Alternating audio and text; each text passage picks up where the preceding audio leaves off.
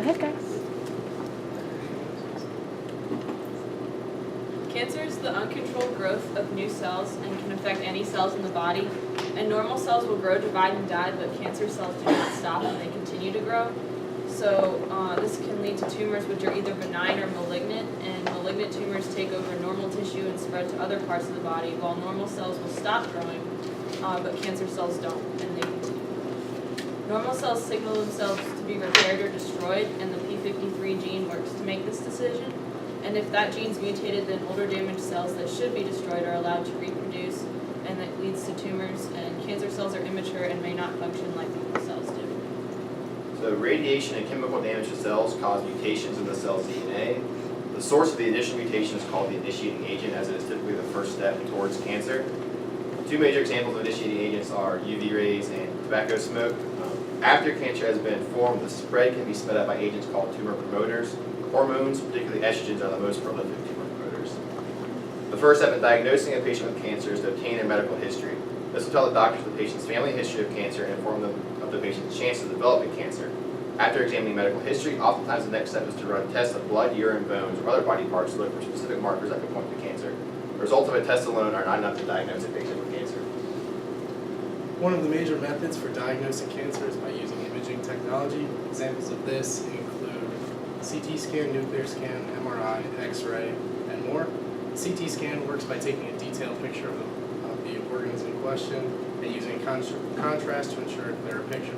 Nuclear scans, however, rely on the injection of nuclear materials so that they can determine concentrations in the blood. Another way that cancer can be diagnosed is through biopsy, and it's done with either an endoscope or a needle. An endoscope is a small tube that's placed through a natural body opening, and the doctor is then able to remove the tissue sample through the tube, and they can allow it to be tested, or surgery is another option. As we've already discussed, cancer cells are able to spread rapidly and lead to larger tumor formation.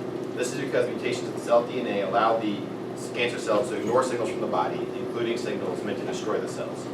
Once cancers are formed, they affect the body by preventing normal function of the body tissue. So an example of this would be cancer of any endocrine gland would prevent the secretion of hormones. Cancer can diminish the efficacy of the circulatory system by specifically attacking the cells that circulate. In addition to this, cancer can spread to places in the body through the circulatory system itself. Exercise is important to retain circulatory proficiency so that healing is optimized. Commonly known as circulatory cancer is leukemia. Lymphatic system normally functions to fight bacteria and infection and destroy older abnormal cells through filtration processes in glands, nodes, and organs. And while exercise has many benefits, the most important in this case for the lymphatic system is the decreased risk of infection during treatment, as that's a main function of the lymphatic system. The immune system functions to protect the body from various bacteria, viruses, and more.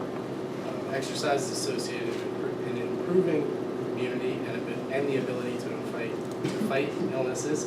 This system, however, is significantly inhibited if cancer spreads into places like the bone marrow, where blood cell formation can be severely limited. Thyroid cancer is the most common form of endocrine cancer and has been linked to a decrease in physical activity. Those who partake in regular physical activity have a significantly smaller chance of developing thyroid cancer over time. Prevention of thyroid cancer is important because the thyroid is responsible for hormones that control metabolism. In 2016, roughly 1.7 million new cases of cancer are estimated to be diagnosed.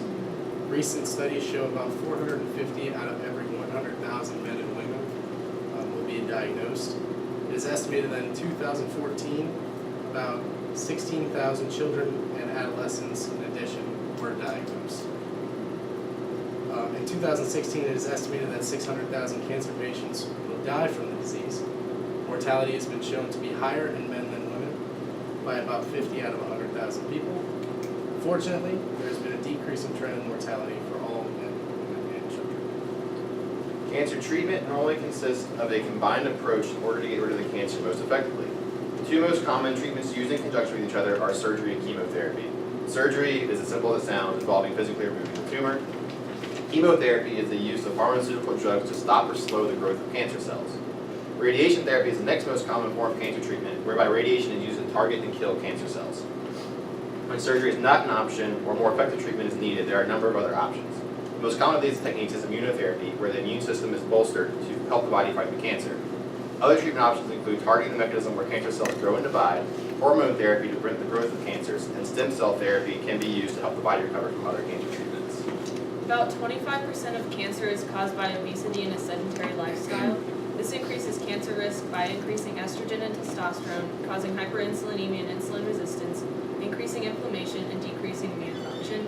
Physical activity and diet can affect these biomarkers by decreasing estrogen, testosterone, and insulin in the overweight and sedentary. There are many benefits of exercising in treating cancer. It can increase survivorship and prevent reoccurrence among many individuals. It also increases one's quality of life and energy balance, decreases fatigue, improves prognosis, and increases one's overall sense of mental well-being. There was a study conducted with lung cancer patients, many of whom doctors predicted a poor prognosis or outcome. These patients were placed into exercise programs where it was found that they had improvements in strength level, well-being, incidence of breathlessness, and energy. This demonstrates that an exercise program can be beneficial to these populations.